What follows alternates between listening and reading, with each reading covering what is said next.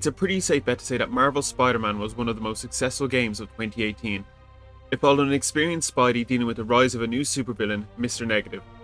The story made use of plenty of well-known Spider-Man characters including Aunt May, MJ, the Kingpin, and Miles Morales, who got his own spin-off game in 2020. October 20th will see the release of Spider-Man 2, and will build on the original game with an expanded map, new mechanics, and classic characters including Venom and Kraven the Hunter. With the release of Spider-Man 2 fast approaching, I've begun to think of some of the unresolved plot points that could be addressed in the upcoming game. So, here are 6 plot points that we could see followed up on in Spider-Man 2.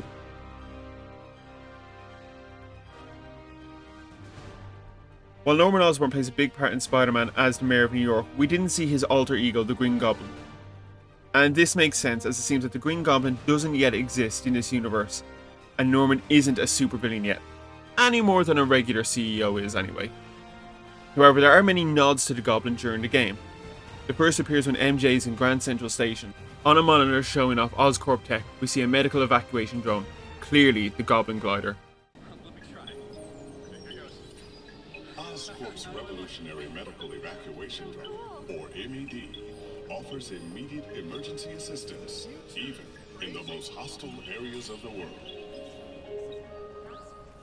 Later in Osborn's penthouse, we get to see 2 more nods to the Goblin. The first is a combat mask which can be connected to the glider, presumably to control it, and an obvious nod to the Goblin's mask.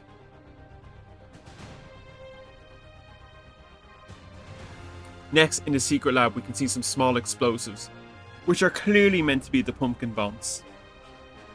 So will we see the Green Goblin in Spider-Man 2? I think there is a possibility. We know Harry is going to play a major role in Spider-Man 2, most likely as Venom's host. But could the Goblin come in as a third act twist?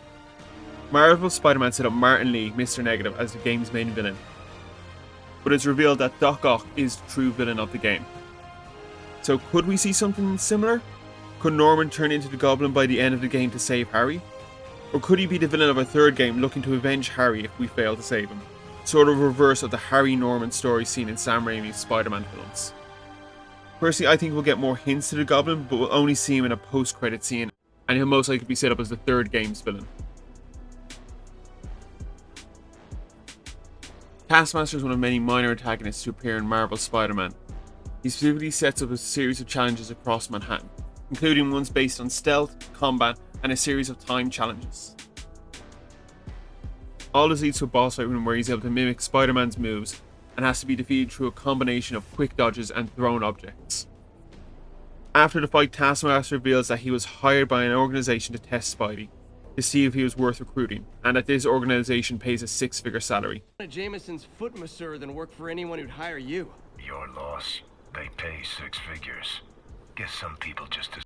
Spider-Man reveals that he's not interested in his job, but it does raise the question of who hired Taskmaster.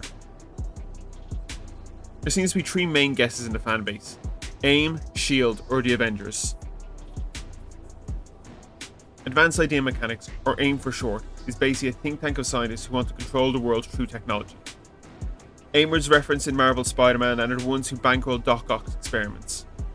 I think AIM is unlikely, as a supervillain group attempting to recruit Spider-Man just doesn't make much sense in the long run. And I think other than getting mentioned by Doc Ock, we're probably not going to see them anymore. S.H.I.E.L.D. and the Avengers make the most sense. S.H.I.E.L.D. doesn't make an appearance in the game or even a reference, but them hiring someone like Taskmaster to test out potential recruits does make sense for them. The Avengers do have some references in Spider-Man PS4, mainly Avengers Tower and Peter making references to Captain America when he fights against shielded enemies. While the Avengers may have the money for a 6-figure salary, I can't really imagine the Avengers using a villain like Taskmaster to test Spider-Man to see if he's worthy. I imagine they'd know that themselves, or they just test him themselves. In the comics, S.H.I.E.L.D. have recruited Spider-Man before, so it makes sense that they'd try to recruit him again in this universe.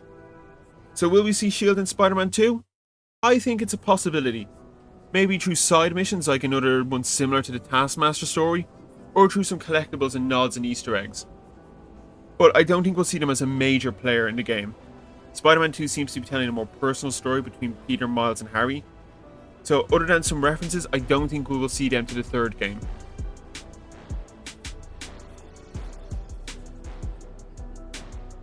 The first Spider-Man game quickly got rid of Wilson Fisk, the Kingpin, with his takedown and arrest being the game's opening mission. In fact, it's the power vacuum left by his arrest that gives rise to Mr. Negative, one of the game's main villains. But even from jail, the Kingpin is still a major player in New York's criminal underground. During the events of Spider-Man Miles Morales, Fisk is attempting to regrow his empire in Harlem by raising crimes and driving off locals. His thugs even have the gall to kidnap Spider-Man. But first try VANESSA. Vanessa? If this setup belongs to who I think it does... What is this? Who are you? Oh crap. Fisk? A child playing dress-up, pretending to be Spider-Man. I can sever the connection from here. Just keep him talking. Fisk. I stop what you're doing in Harlem. You're done in my neighborhood. Your neighborhood? How touching. You'll learn that when you cross me, the people you want to protect are the ones who suffer. Thankfully, Miles is able to put a stop to this, and Fisk only ends up getting more time added to his jail sentence, rather than rising back to the top of New York's criminal underworld. Fisk is quick to promise vengeance against our new Spider-Man, but thankfully Miles is able to stop his attack at a Christmas party in Harlem. But all Marvel fans know that the Kingpin isn't one to sit down and do nothing. In the gameplay revealed back in May, we see Kraven looking over a map of New York with various villains and both Spider-Men shown to be in New York. Fisk is one of the villains to be shown, along with several others in the raft just off of Manhattan. So will we see Fisk still running his criminal empire from prison? I think so, probably in a series of side missions rather than actually in the main mission. It seems just a bit weird to have a New York based game about Spider-Man that doesn't have Wilson Fisk in it in some way or form.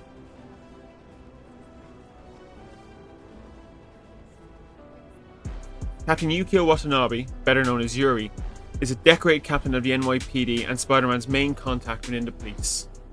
Or at least she was. During the City That Never Sleeps DLC, Yuri ends up losing a squad of cops to Hammerhead, one of the leaders of the Maggia crime family. This sends her on a downward spiral seeking revenge against Hammerhead and all who serve him. This all ends up with a confrontation between Yuri, Hammerhead and Spider-Man, with Yuri executing Hammerhead by the end of it. Yuri, don't do this! Captain, stop! This is bad.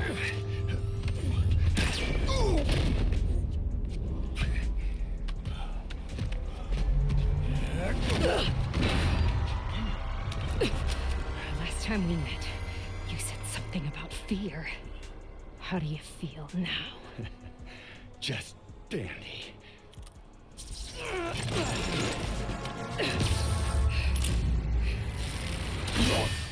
Although he is able to be brought back by his men. Following this, Yuri is placed on leave. However, she continues her mission of revenge killing against the Maggia by hunting down and killing one of their hitmen and leaving the body for Spider-Man to find. In the comics, Yuri is the vigilante known as Wraith, fighting and intimidating the criminals of New York City. And we know that Wraith is going to make an appearance in Spider-Man 2. Wraith has been seen twice in promotional materials for the game. The first was on the same map as Fisk, along with several other villains from the previous games, including Prowler, Taskmaster, Electro, and Scorpion. And the second is her standing in a burning building overlooking two people, possibly criminals she plans on dealing justice out to. So the big question to ask is, how dark has Yuri gone, and what will happen when Yuri and Spider-Man eventually confront each other? Odds are Yuri will play a big role in Spider-Man 2, but will we see her in the main story or in some side quests? Personally, I think she'll appear in the main story as a secondary villain / ally, similar to Silver Sable, although she could appear in a long series of side quests, similar to the Black Cat and Tombstone in the first game. Yuri. I know what you're gonna say, but just hear me out. The system works most of the time, but there are times when it doesn't, and to me that's unacceptable. Some people put their trust in fate, or karma, or whatever, but I can only trust me. You can't kill people, Yuri. Apparently I can. And you know what? It felt good. You need to turn yourself in. For what? I just dispensed justice. True justice. And I restored a little bit of balance to the world. You're my friend, Yuri. I don't want to come after you. You do what you have to do. and I'll do what I have to do. Goodbye, Spider-Man.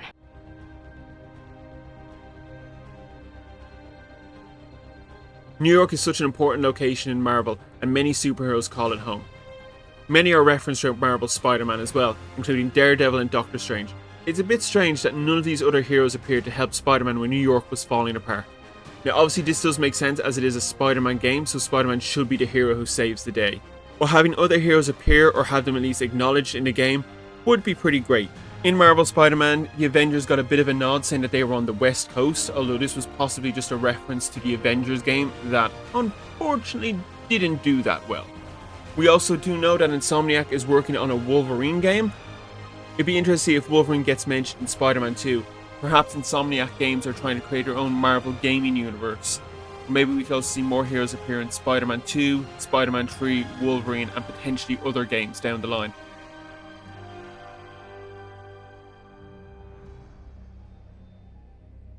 Now, I know what some of you may be thinking. There was no multiverse elements in the first Spider-Man game. This is ridiculous.